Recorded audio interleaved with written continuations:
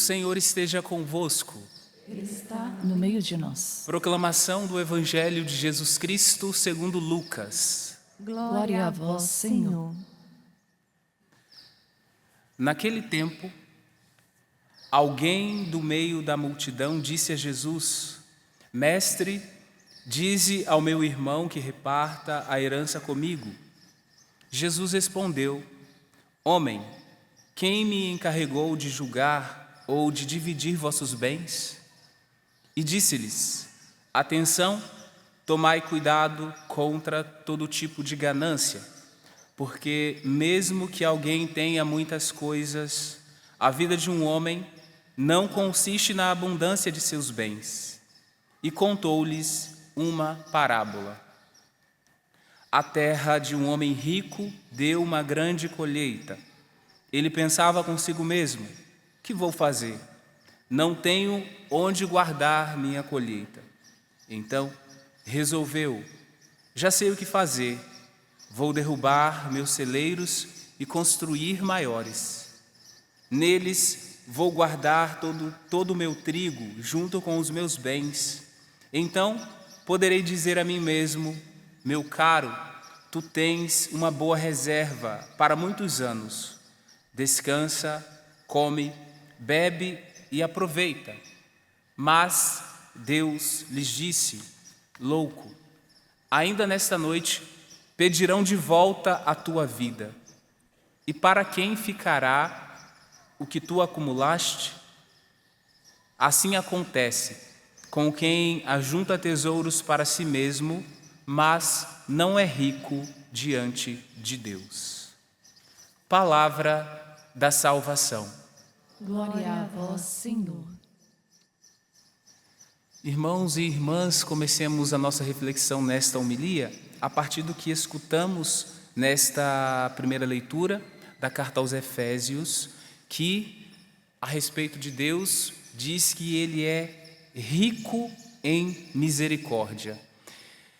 Talvez, irmãos e irmãs, a partir do que escutamos da riqueza da misericórdia de Deus em relação a nós, a nossa existência, tudo aquilo que nós vivemos, tudo aquilo que nós fazemos, a partir da palavra, a partir da motivação da palavra de Deus, talvez nos ensine a aplicar uma nova norma na nossa vida. Claro, primeiramente, a norma é a palavra de Deus. Talvez também uma nova identidade, sempre pautada na vontade de Deus, até como se fosse um novo nome, talvez uma nova identidade. Como se você dissesse assim: meu nome agora é vontade de Deus. Estou vendo aqui algumas religiosas, em algumas congregações, quando entra para a congregação, muda o nome, para dizer da nova identidade que a pessoa assumiu ali na vida religiosa. Mas nós, como cristãos, temos o nosso nome, que adquirimos ali pelo batismo também, é o nome que está escrito ali no céu, mas dentro desse nome que nós temos, deve fazer parte também essa nova norma e essa nova identidade que é a vontade de Deus para todos, não só para padres, religiosos, ou consagrados, mas a vontade de Deus para todo cristão batizado. Que tenhamos este novo nome a partir de hoje, dentro daquele nome que você já recebeu no seu batismo, inserir, essa nova identidade, vontade de Deus. Devemos constantemente fazer a vontade de Deus, o Deus que é rico em misericórdia. Aqui nós vemos o contraste nessa primeira leitura, diz assim: por causa do grande amor com que nos amou, quando estávamos mortos por causa das nossas faltas, Ele nos deu a vida com Cristo. É por graça que vós sois salvos. O que nós identificamos aqui nesse texto? Identificamos os dois sistemas: o sistema de Deus e o sistema do mundo. Então, o sistema de Deus, já falei de uma realidade, que é viver a vontade de Deus. Mas também podemos inserir uma outra realidade, a providência de Deus que rege todas as coisas da nossa vida. Realidades materiais, mas também as realidades espirituais. Todas as coisas, tá bom?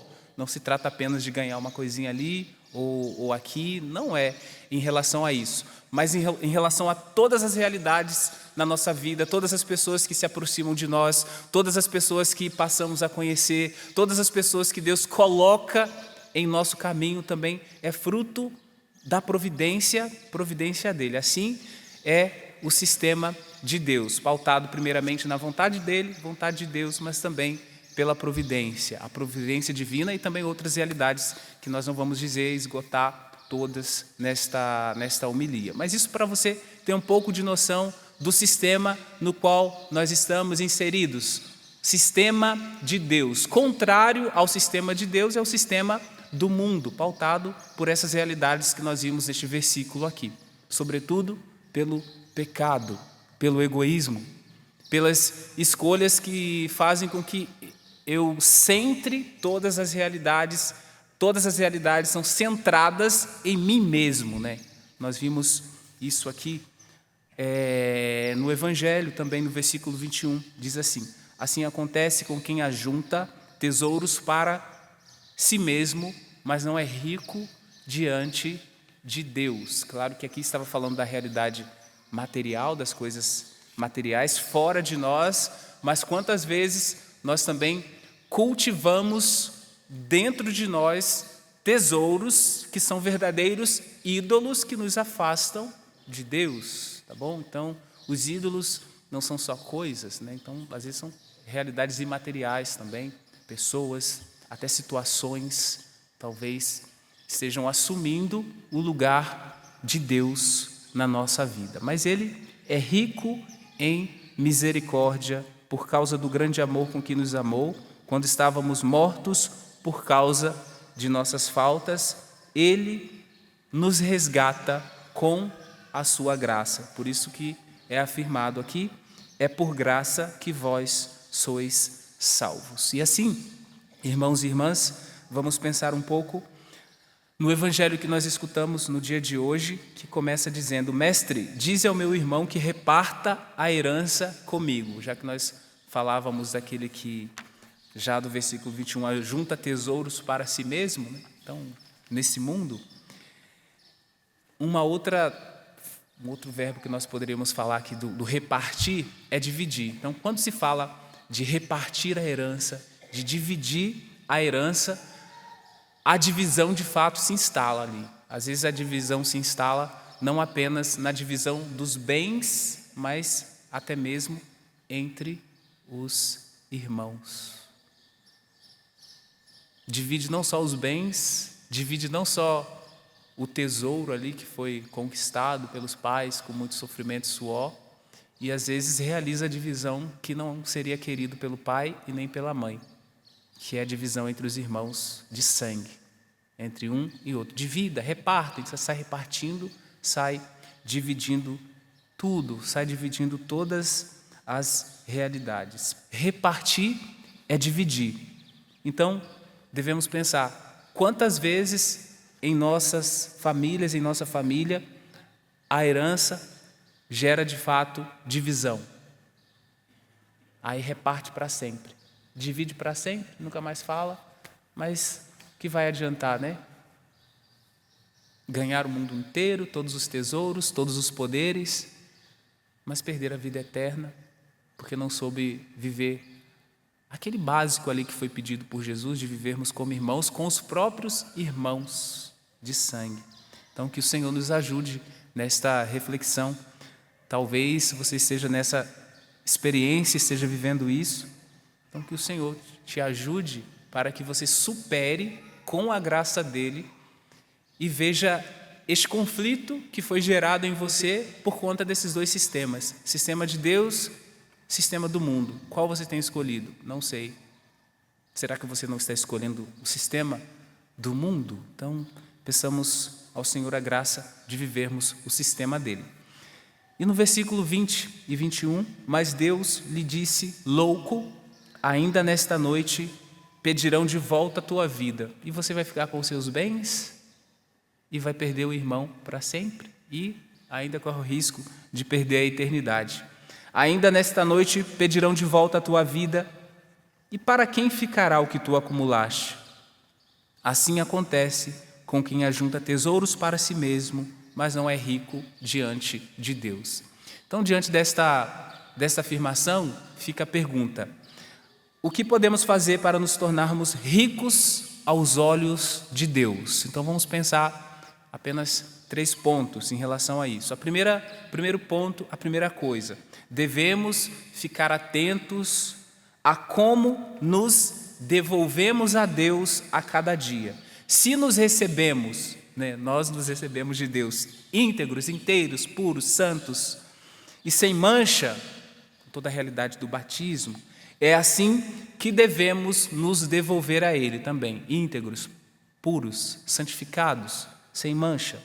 Cada pecado que escolhemos é uma ferida em nossa integridade, é uma ferida em nossa santidade. Então esse é o primeiro ponto, a primeira coisa que devemos fazer para sermos mais ricos diante de Deus e não diante do mundo. E a segunda coisa, o segundo ponto, devemos aprender que para nós é muito melhor, para nós cristãos, é muito melhor viver na abundância da graça de Deus, que é rico em misericórdia, como escutamos, que a abundância de coisas, de poderes, de domínio. Então é muito mais importante para a nossa vida a abundância da graça de Deus. E o terceiro ponto, a terceira coisa que devemos refletir para encerrarmos esta homilia: Ele mesmo nos fez e somos seus. Então devemos ter constantemente esta consciência. E é por isso que Ele prepara boas obras para vivermos. Devemos acolher toda boa obra da graça em nossa vida. Por exemplo, os ambientes, onde vivemos, onde trabalhamos, as pessoas com quem nós convivemos diariamente, as de fácil convívio, mas também aquelas que o convívio é difícil, também é uma realidade que vai nos enriquecer diante de Deus, que vai nos ajudar neste caminho de ser rico diante de Deus.